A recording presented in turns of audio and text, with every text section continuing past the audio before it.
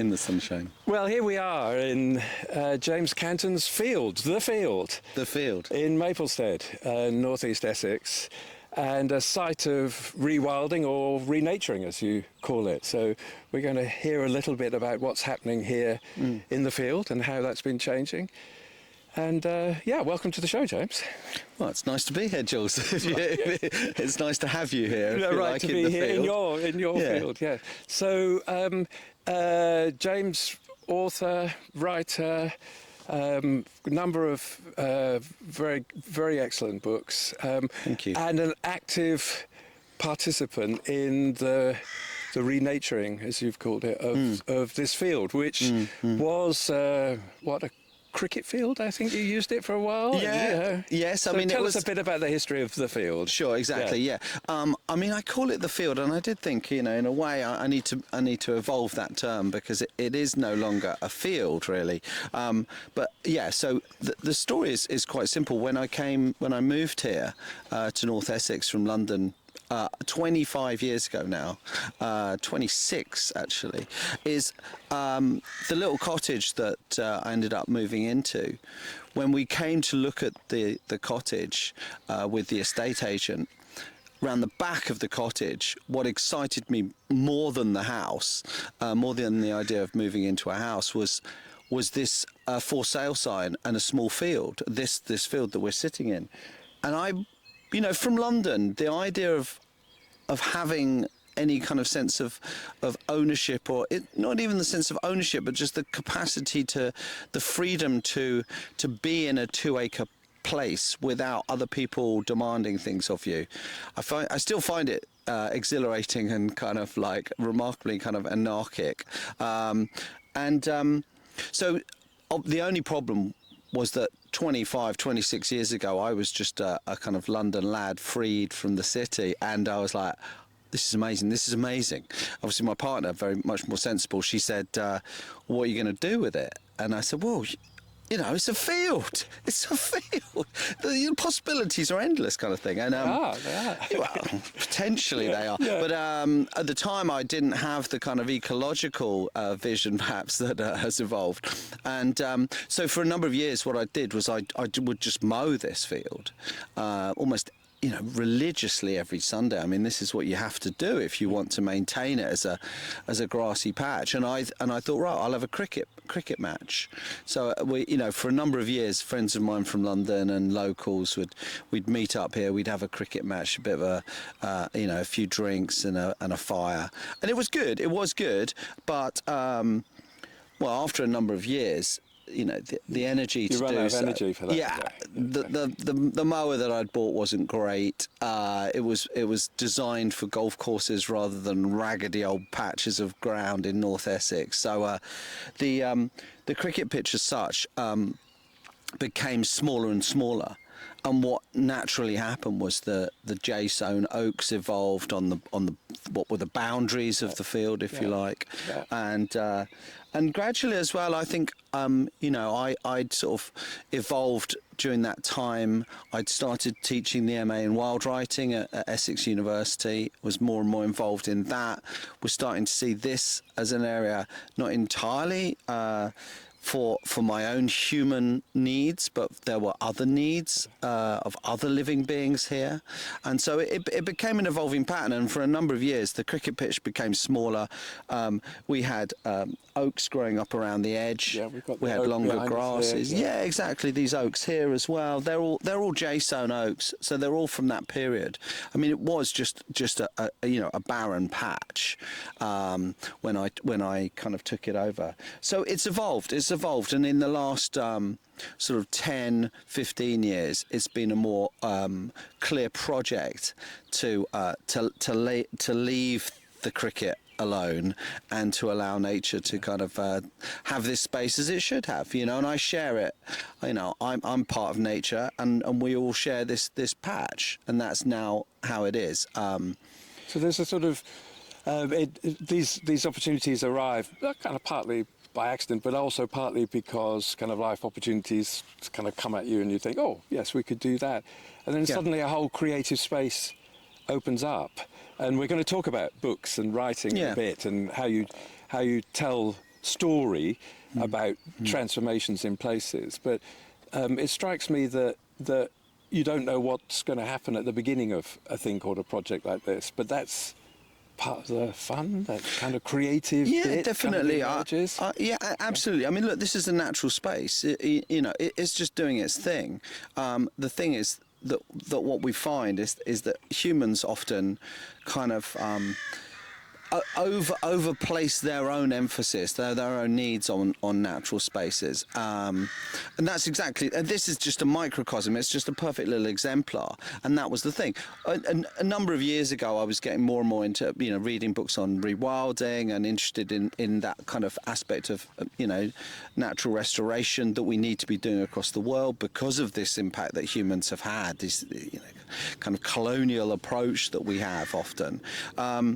And, in my own little patch, I'd be reading about it, I'd be studying it at the university, talking with other people. And then I'd come back to this field and I'd be kind of looking around the field. And more I was thinking, right, I should get into rewilding the field, Like, I've got this patch, I'm really interested in it. I'm learning about the wildlife here, the ecology, the changing nature of it. So I was getting into that. And essentially, I think the kind of key moment was I invited a good friend of mine who's one of the leading naturalists in the area, Chris Gibson. Chris came over probably, I don't know, it must be a good 8 years ago. And we were walking around the field, as we are seated here now. And I said to Chris, look, I slightly did that mansplaining thing where I was walking him, an expert naturalist, around a field, explaining to him what I was doing in terms of rewilding the field, which was a kind of a hubris, let's say. And I said to Chris, so I'm rewilding, and he was talking me into like the best ways that I could be improving the biodiversity in this patch, and then we kind of paused, not a million miles from here, and he said, look, James, what you're doing it's great, it's really good, fabulous, but it's not rewilding. Yeah. And there was a kind of like, oh okay, yeah. And I said, well, what do you mean? He said, well, look, rewilding's large-scale nature restoration, minimum 1,000 acres, this kind of thing. And I was like, okay, yeah. He said, what you're doing is great. You're trying to improve the biodiversity on a small patch. It's renaturing. Yeah. And so there we were, and there was the word that eventually became, and a few years later, the title of the book. Fantastic. So thanks to Chris Gibson for that. Brilliant. So you have the space, you have the potential. Yeah. And then you've got a kind of set of choices as to how to intervene and what to intervene with. That's right. And what to leave alone and let the course be taken by the trees, the shrubs, the plants, the rooks that we've got in the background. Yeah, the rooks, yeah. Lovely. Yeah.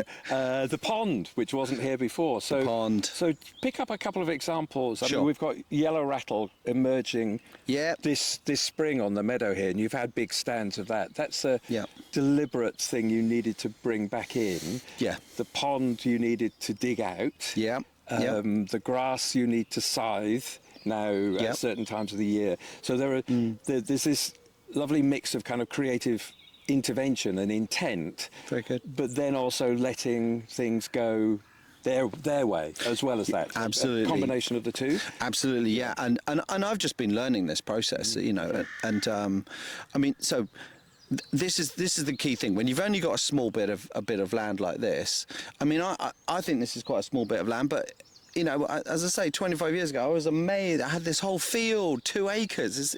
So it's all about perspective. And in the same extent, if I was in London, if I had a small garden, even with that, the same principles really are operating in the sense you're trying to create different areas. So you're just looking at what nature wants to do here, what the natural world wants to do. So a lot of the time, it wants to be, seems to be wanting to grow a lot of bramble, a lot of bramble, which is great. Bramble's great, but you don't want the whole field bramble. No. You know, patches of nettles where the nutrients are high. Nettles are great, you know. But that's the thing. Again, so this field really has just had so much nutrients shoved into it as a bit of old farmer's field, that if you just left it, you'd just have brambles and nettles, which is kind of good for, you know, the peacock butterflies would be happy type thing. Plenty of moths like that. Yeah. Birds, but you're trying to do a bit more. Yeah. So one of the key things that I was doing originally and still am doing is creating patches of wildflower meadow. So that's a very deliberate policy. So I was having to clear bramble from behind us here, and kind of, you want to keep the bramble, but you don't want it just taking over everywhere. So, and as you say, in order to create wildflower meadow, one of the things you're trying to do is decrease the fertility, knock the nutrients out, not the grasses out that are just going to take over and kind of monopolise. So one of the key things that I've learned for that is this beautiful plant, yellow rattle, which parasitizes the grass roots and helps knock back the grasses. So that's been one of my kind of key workers that I've been working with here, in order to create wildflower meadows, so that you can get that kind of abundance, that variety of wildflowers in. So that's one example. You might have to work at that as well. I mean, I've tried yellow rattle in my home, my garden. I haven't managed to get them to take. No. And it's not obvious that you'll get what you want in place. No, it's really not, and it takes a number of years. And it might take a number of years, or it might just be the place is not suited, and you kind of don't know until you've tried. I think it's really interesting. So Chris Gibson, who I've already mentioned, actually has a PhD in yellow rattle. Okay, so like he's one of these people. That's a good place to start. It's a good place to start. Yeah, but he said, you know, keep at it, keep at it, and I would create a little patch of yellow rattle came up. First year I was doing it, you know, it kind of died away. A couple of years later I managed to get a bit of patch. Last year I harvested 2 kilos of yellow rattle seed from here, and it's all gone back in. So that's several thousand, tens of thousands of seeds. Absolutely, and it's gone back in, and I think there's this process that takes place. I don't know the genetics of it, etc., the biology of it, but it seems like it gets better in a local soil, and it's the same argument really for why you want to go to your local wildflower meadows to get the seed if you want to grow them in your patch, because there seems to be that kind of abundance, the profundity of yellow rattle here seems to indicate that. Yes. Now I haven't spoken to Chris Gibson about it. He might give me a far better answer. No, I think that's particularly right. There's hyper-local circumstances, ecological, physical circumstances that plants growing in places will fit to or not fit to. That's right, yeah. And having a diverse... I think there's a bit of diversity in the field here, isn't there? It's quite sandy up by the pond, which is on the far there side is. there. It's much more diverse than I originally thought. Which is a good thing. Yeah, and you know, again, from having dug bits of it, you just hit clay pretty quickly. But there are these little seams, as you say, that are far more loamy, far more silty. So, and that does mean that you get variants of wildflower as well. Yeah. Yeah, exactly. But yeah, no, look, you mentioned the pond. So tell us about the pond. Well, the pond was a really good one. It was something I kind of knew that I needed to be doing. Water on a site is obviously key. Like for most living things need water. Yeah. So I'm on a high bit of ground up here, and I had no water source here really. There's a sort of Winterbourne-ish at the back here, but not really, nothing to talk of. So for a number of years I was sort of gradually digging a pond when I could, you know, when I wasn't doing other things. It was just being so slow. So what I eventually did was I spoke to a good friend of mine. I said, look, Mike, I'm going to need someone to come in and dig a pond for me. Who do I get? Mike, who knows quite a few of the people locally, he said you've got 2 options, I reckon. You've got Mad Mark or Digger Dave. So We had a little think about it. Yeah. So we went for Digger Dave, and Dave's great. He digs a lot of the ponds locally around here, and it was weird. When I spoke to him, I actually realised that. I mean, I knew I'd known him from years and years before, but I'd forgotten where I'd met him. And I'd actually met him at a parents' evening where I was meant to be discussing his daughter's GCSEs, and was instead, we'd just moved in, and I needed someone to cut this field because we'd bought it in February, and I'd come back in May, and moved in, and of course the grasses were up to my waist. Yeah. And good old Dave had topped the field, so it was really nice that the guy that had come and saved me initially with the field was then very happy to bring his 3 tons of orange digger in, and I was concerned that this was going to cause damage to the field as such. Again, Chris Gibson said, look, think of it as a herd of aurochs strolling Smash through it your up a field. bit, Yeah. But he said, like, biodiversity, loves disturbance. All these great lines, and so Dave came in, dug the pond. He's a really experienced digger of ponds for farmers, etc., etc. So he knew what he was doing. Puddled it using the digger itself, which is to say, bashed the clay down to create a natural liner. It's what you do in rice fields. It's the same thing. It happens all over the world. Yeah, I mean, this is what people do, rather than sticking a massive great bit of plastic down, which again doesn't feel quite right. Mm-hmm. So we have it's about 10 meters by 4 meters, so it's a decent sized pond. Yep. One of the lovely things with the pond was the day Dave dug it, we went. He said, I'll just pop back tomorrow just to finish off. Yeah, great. And I went out there was a little bit of rain that night, so I went out the next morning very excited. There was a tiny little puddle there, in this big hole, big muddy hole. How's that going to fill up later? Exactly. And there were 2 pond skaters on there. Straight away. Just, where have you been? Yes, And that you could see them kind of almost looking at me to say, look, we've been waiting. We've been waiting 10 years for this. And it is that thing, the natural world will come. Exactly. It's waiting. Give it the habitat and it will thrive. Well, that's what strikes me, and we were chuckling about this earlier on, about you put the pond in, and when the water's in and permanent for across the year, and we've had the wettest January and February this year. Yeah, it's so been that very kind of wet. recharged It's been great. In no time at all, you end up with fish, you've got newts, you've got other insect life here, dragonflies, damselflies, absolutely, the whole works. Yeah. And it's kind of nice to have that as a bit of a mystery sometimes. I mean, of course, we wonder how the fish got here. Well, on the feet of ducks, as we've talked about. On the feet of ducks, yes. Or the feet Probably. of... Probably, exactly. And the newts walking across the fields. Taking their time. Tramping along, their kind of long march to Moscow kind of thing. Yeah, it's kind of finding it, their big path. But I know what you mean. The mystery is, I mean, that's also the wonder, isn't it, of how there are now great crested newts in there, and loads of them, and how they got there. I mean, I know that around this area there are a lot of great crested newts, so even though they are extremely rare across Europe, for example, very fortunately here they're in abundance. But you're absolutely right. I mean, it's that is the wonder. And in the same, somewhere they picked up the smell of water.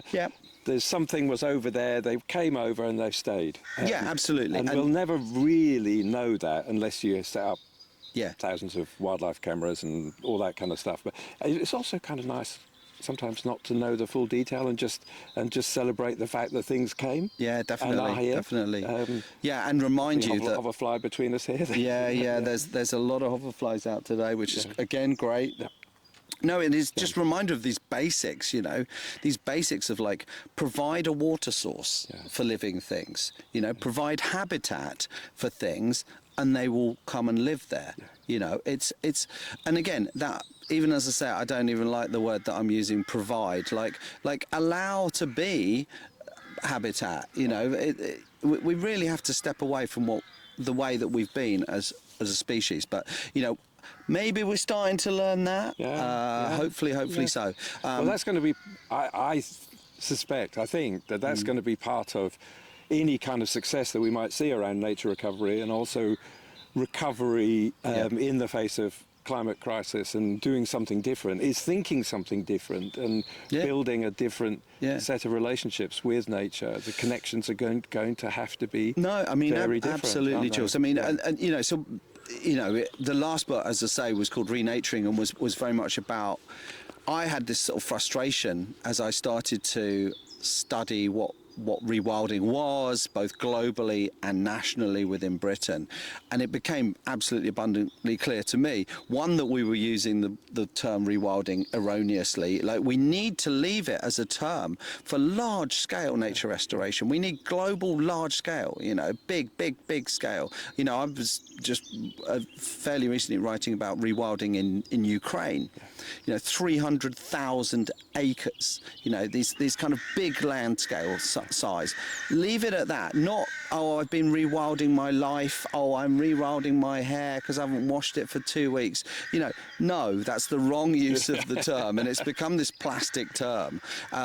So then also this kind of slightly more land ownership issue within Britain, where because of the history of humans on this land in the last sort of 2,000 years, we have this issue that the only people in Britain that are really doing rewilding are the aristocratic gentry that are deciding I'm going to move in this direction with this land that I own, etc.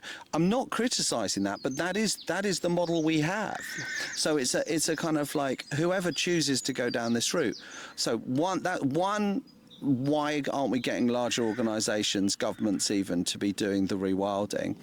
Or leading it, if you like. But two, how does an individual, I'm very fortunate here. I've got this 2-acre. I'm, in my own renaturing experiment. It's great. But what if I was still in London? How would I be involved in nature restoration? So again, that's where the book Renaturing came from. Was the kind of small ways to wild your world.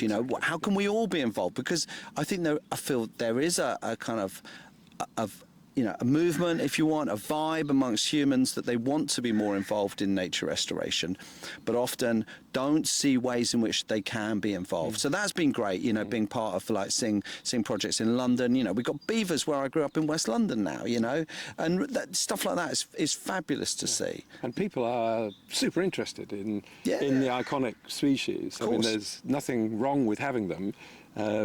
The ancient oak, the oak of England, has a certain kind of symbolic nature as a real kind of ecological system in of itself. A mature oak has 600,000 leaves on it. Wow, nice. So that's kind of, every one of those is going to have moth larvae in them. And that's where the blue tits that we can hear in the background here are going to be gathering 1,000 moth larvae a day to feed their youngsters. I mean, the numbers are astonishing. So absolutely. So once you get to that kind of certain point, you can just see how these things start to connect up. Absolutely. I love the term. I love the idea of renaturing that could be open to everybody. I mean, I think that's such a great kind of principle as we start with this. If we were to think a bit about the wild writing course that you direct at the University of Essex, that's been running for 17 years now. 2009. Absolutely. And that's about how we, or students in particular, but how we write about the natural world and our relationship with it. So it's about the human connection with places, and it is how we put words down that say stuff directly and symbolically. How have you seen changes in student interest, if we can put it that way, who come at all age groups actually onto the course? Very much. So they come from all sorts of backgrounds and ages with a desire to write. I mean, what would you pick out as two or three of the big changes over that recent period? It's interesting, isn't it? You were key in setting this up. It's been a really good course, and we've managed to keep it running. I think there's been pressure on a lot of these kind of nature-based writing courses. I think now, hopefully, we've gone through the worst. Everyone sees the need for us to be focused on the natural world and on wild spaces, etc. But it has been interesting over the years. I've kind of anecdotally, I think what's really interesting about this master's course is we've always attracted both a really wide range of interest age-wise. So from people that have just finished their undergraduate degree, whether in sort of creative writing or environmental science, and want to take that on, want to be writing about the natural world, etc., and their involvement in it, whatever aspect.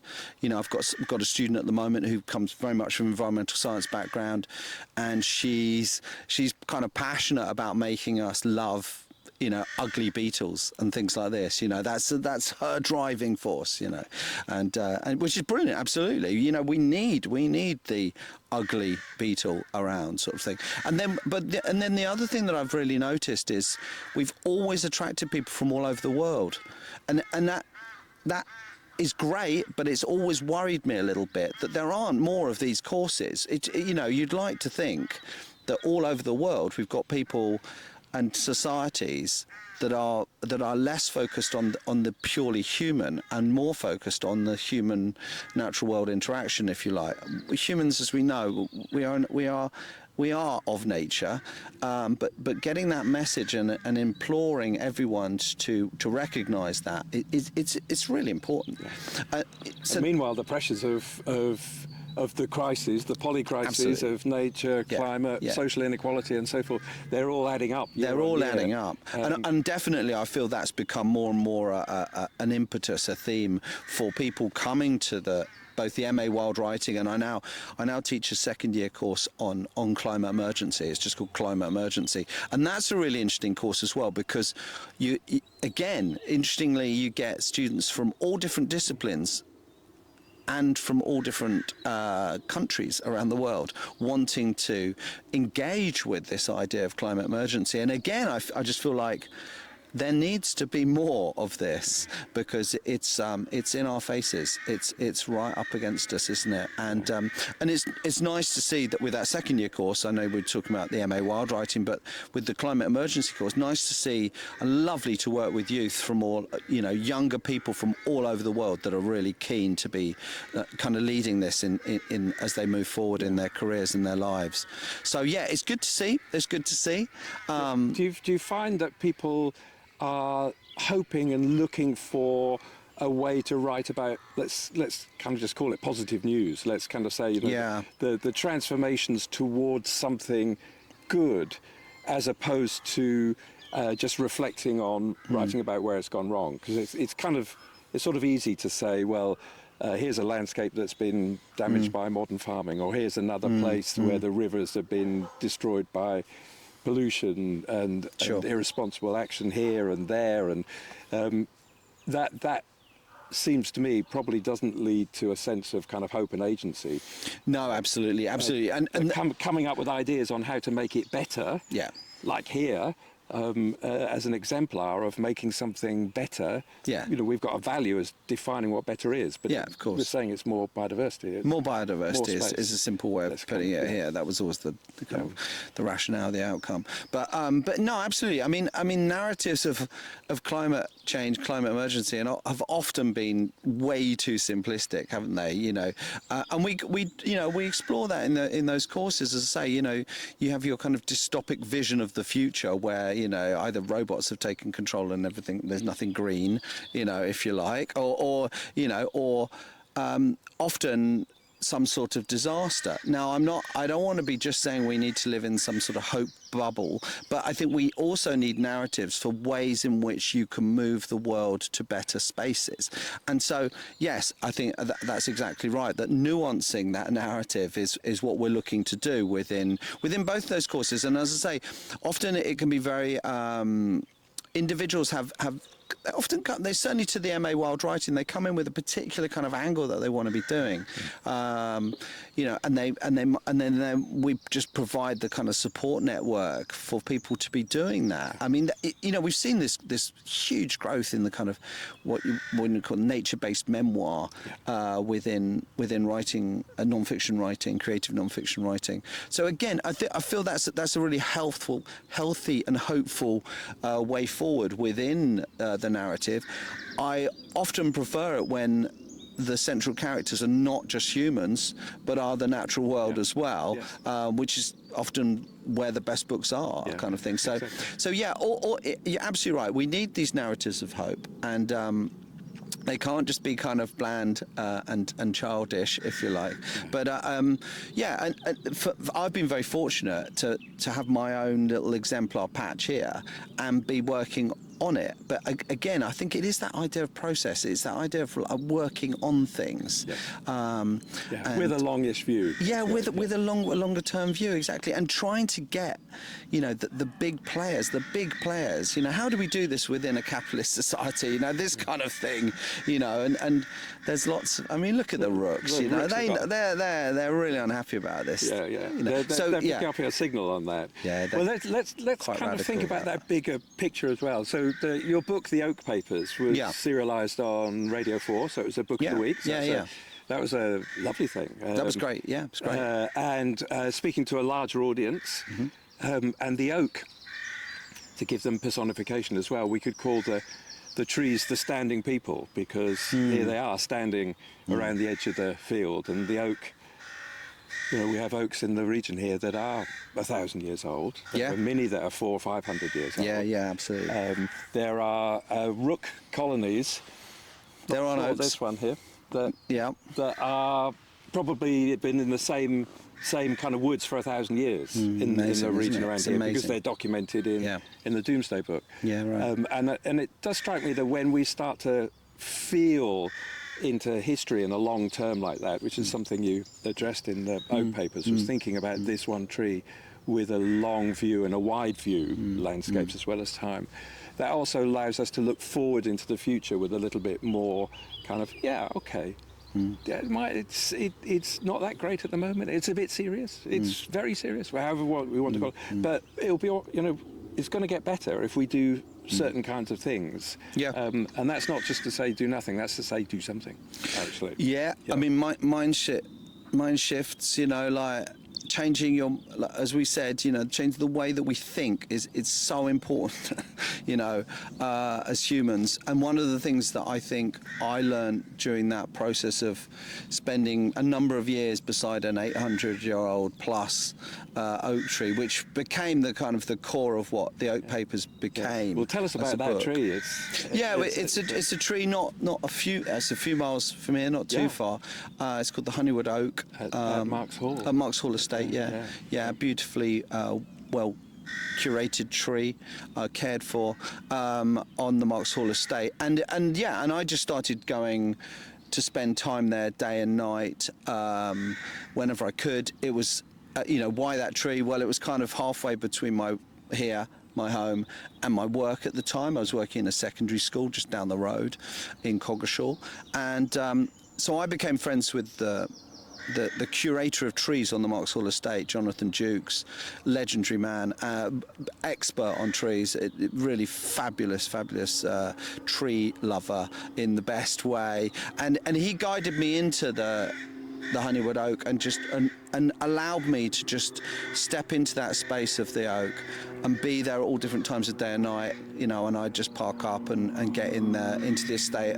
There would be no one else there. It was amazing. It was a really amazing few years, and was making notes and just learning. And I think one of the key kind of really simple messages or learning curves that I came was that I was standing next to this oak tree.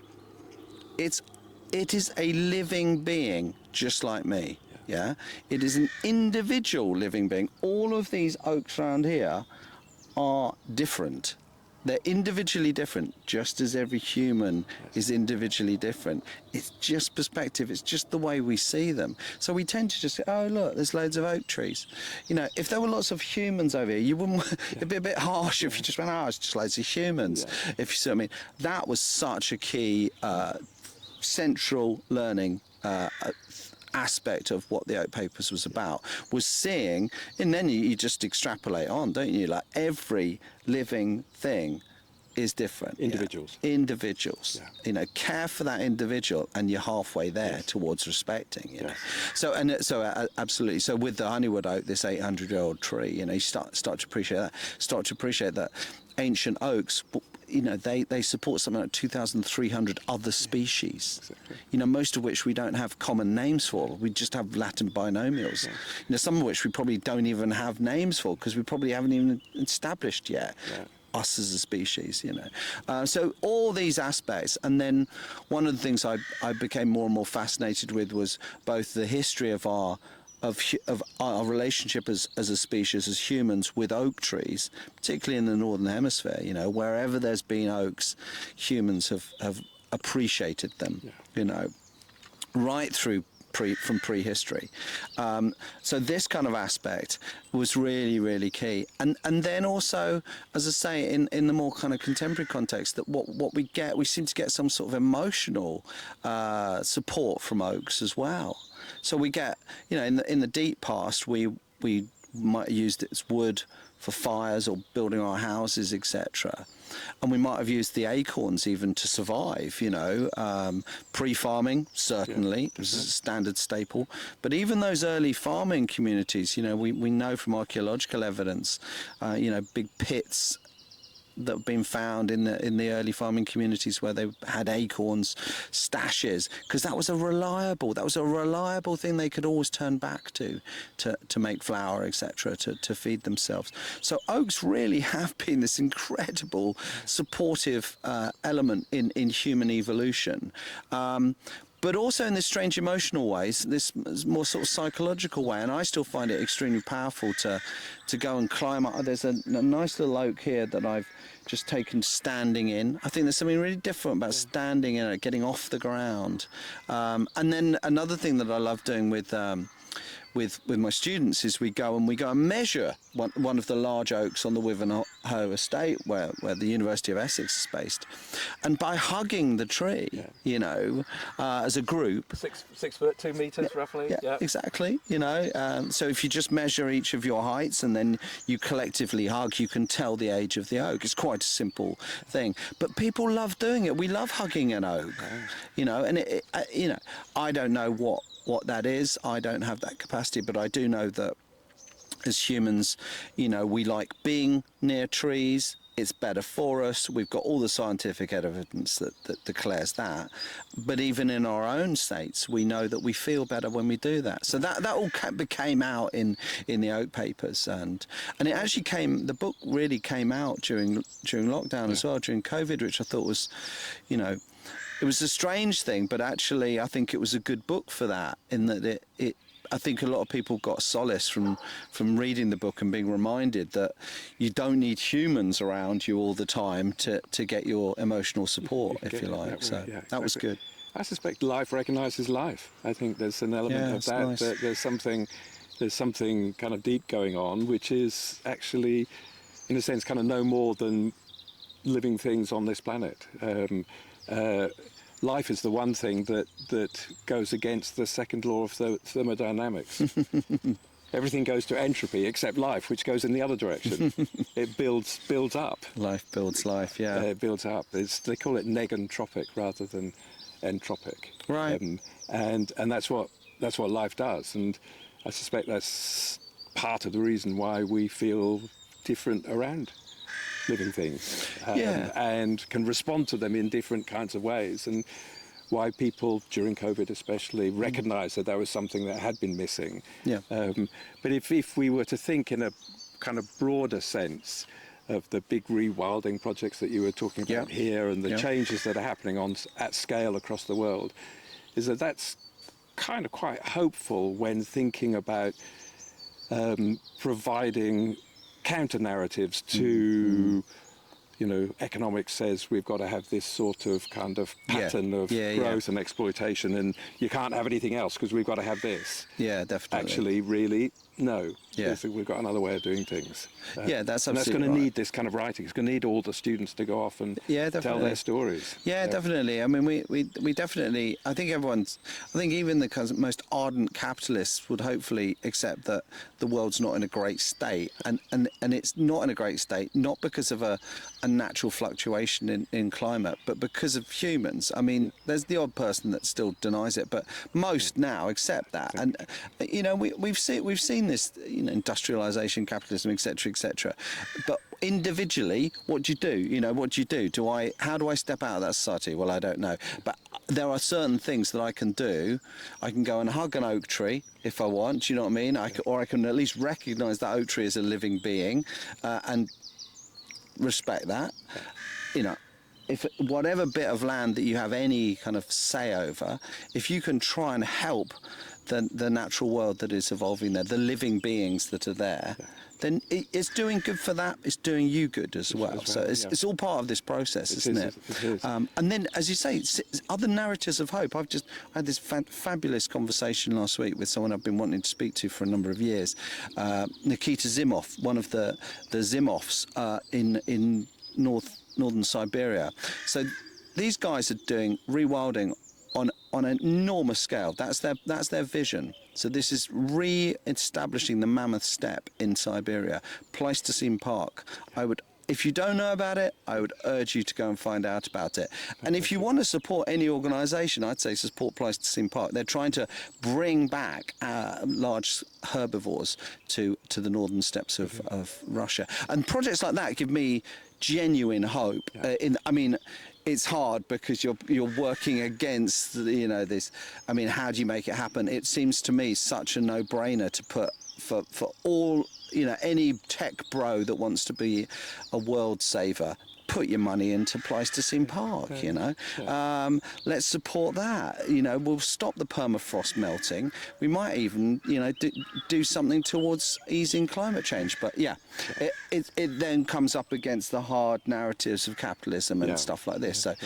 But those kind of projects, if you start telling about them, you start researching them, you start chatting to these people that are doing these things, it gives you hope, and then hopefully you can get that across in a story somehow.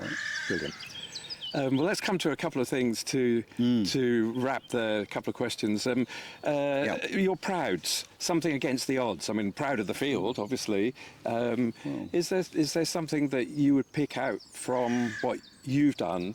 It's this kind of, we're looking for these transformations in nature, in places, transformations in the way that we think to help the moving beyond the crises. We also need to celebrate the good things that have happened. Is there a proud? Yeah, proud. Proud's a funny one, isn't it? It's a funny word, yeah. Pride. So I was very pleased, for example, in summer last year when I had the first moth survey in this field. I was proud then, because I haven't been very scientific, I hate to say, about the way I've gone about checking my biodiversity in the field, and it changes over time. If I'd been doing this as a kind of organised scientific survey, it would have been quite different. But so I had Darren the Mothman over last in August, and he had just been doing. He's a legend in these parts of moth surveys, and Darren had just come. It was really sweet. He fitted us in, and he came over and brought his two moth traps, one right here, and he'd just been doing Kentwell Hall or something, like a big old estate, like ancient woodland, etc., etc. A few miles up the road, sort of thing. And I was a little embarrassed that he might be very disappointed, because he came at 9 o'clock in the evening. He's very conscientious about what he does, so he stays. Some people leave their moth traps and go away and come back in the morning. No, not Darren, because you might miss one. He stays, so he wanted to stay till 2 in the morning in order to observe everyone and record them. He's very good on his moths. Anyway, So we did this, and I was there, and we were doing a bit of filmmaking at the time. So it was a good atmosphere. 120 moths. Species of moths. Yeah, species of moth. Exactly. Isn't that amazing? And I was pleased with that because Darren was pleased with that, and we were like. He was like, "That's amazing! You got a 4 spot. I've only seen 2 of them ever in my life, you know." And so there were surprises there, and it showed. Like I knew that if he'd come and done that when this was a sort of cricket pitch, we wouldn't have got 120 species of moth. So, in that sense, I wouldn't say it's down to me, but it shows that if you do allow nature to thrive, it kind of will. Yeah, you exactly. know. And if you've got the moths flying at night, you're going to get bats. Yeah. So you've got the water. So you've got other things. Bats, swallows. Finding the diversity in one indicator is a sign of much more that's going on. And absolutely, things like moths are largely hidden from us because they're night. Yeah, no, absolutely, isn't it? And even if you were standing out here looking, you wouldn't see very many of them. You need to actually bring them to light. No, that's right. And again, you needed that expertise of Darren to come in and actually, show me and record, and send me this incredible Excel spreadsheet afterwards. Fantastic. It's just fabulous. We need these people. We need these naturalists, to show us the change. Yeah, exactly. A heroine or a hero in renaturing, wilding. Yeah. I mean, can be problematic because it implies one person, but we know that exactly. that each of us has got to go through some sorts of transformations. Yeah, no, definitely. I mean, I've got the book Renaturing is that there's lots of heroes in there, and what I basically do is spend half my time in the book just going, she's amazing, because they are, and often they're the slightly unsung heroes. So as I say, right from Chris Gibson, my naturalist friend who gave me the term renaturing, or it's his, that I could use, obviously. And then, one of the people that really opened my eyes up to the whole issue, the politics, if you like, of rewilding, the reality of rewilding, was Professor Steve Carver at Leeds University. He's been fabulous because I really like what he does as a kind of professional expert. But then, the unsung, there's a friend of mine, Lucy Manthorpe, who's I was just describing her the other day. I was trying to write about her, and she's sort of 5'0" in heels, and she's such a powerful advocate for nature. She's ended up buying 400 acres of farmland up the road in Melford, including bits of ancient woodland, and has just absolutely gone at it in terms of improving the biodiversity of that land. And so Lucy's definitely a hero of mine. Yeah. Fantastic. A recent book or book that you'd like to recommend? Ooh.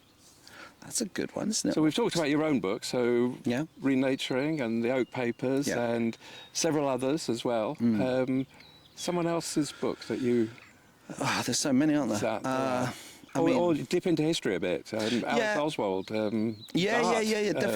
I mean, there's so many books. Lie of the Land, Guy Shrubsole, I think it's a really good book at the moment in terms of what I'm thinking about in terms of that human land ownership issue. It's very pertinent in my head at the moment because that we need so much stuff changing in terms of the way that humans exist on these landscapes. The book that I've been most closely associated with over the last few years is a book called Ice Age Art by Jill Cook, who's an incredible curator at the British Museum. I've been really fascinated by this idea that as humans, if you go back 45,000 years, etc., we're exactly the same. We're anatomically modern humans. We're exactly the same, but we were living in an ice age, living in this intense climate emergency, changing, fluctuating, and we were creating this incredible art. I find that very moving.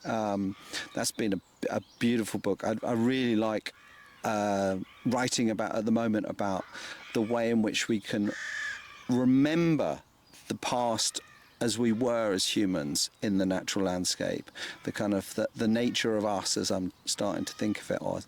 So books like that have been fascinating as well. And isn't it amazing that, and I think not surprising in the light of what we've been talking about, that so many of those early images, whether cave art or paintings or carvings or other representations, are of mixtures of humans and animals and birds. They're therianthropes. Therianthropes, absolutely. They are combinations.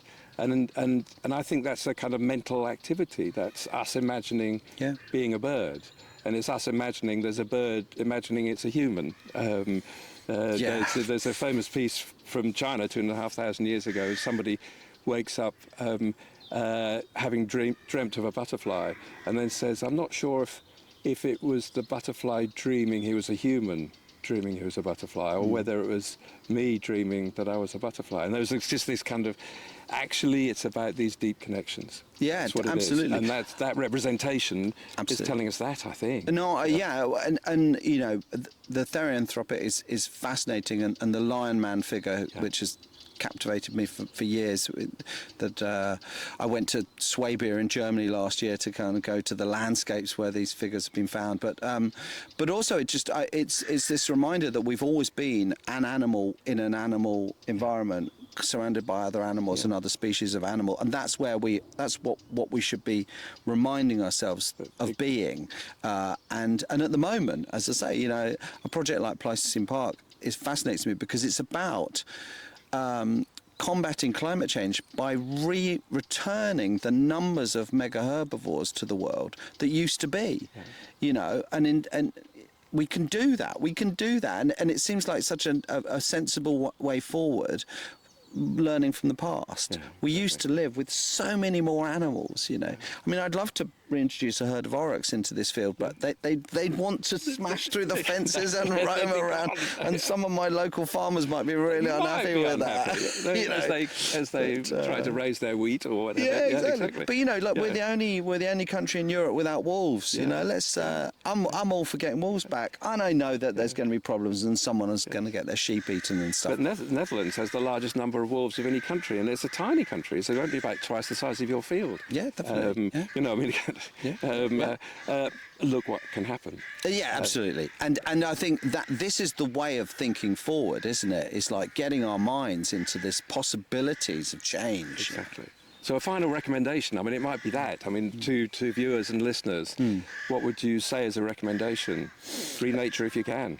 Renature whatever you can. And I did a demonstration the other day in Colchester of renaturing a window box. You know, don't think, oh, I live in a flat in a tower block. You know, I use that as an example in my book Renaturing of Trellick Tower in London. A mate of mine lives 3 from the top. You know, exactly. Wherever you are, it's about mindset. It's just about mindset. So yeah, renature and go and watch the film Pleistocene Park. Yeah, exactly.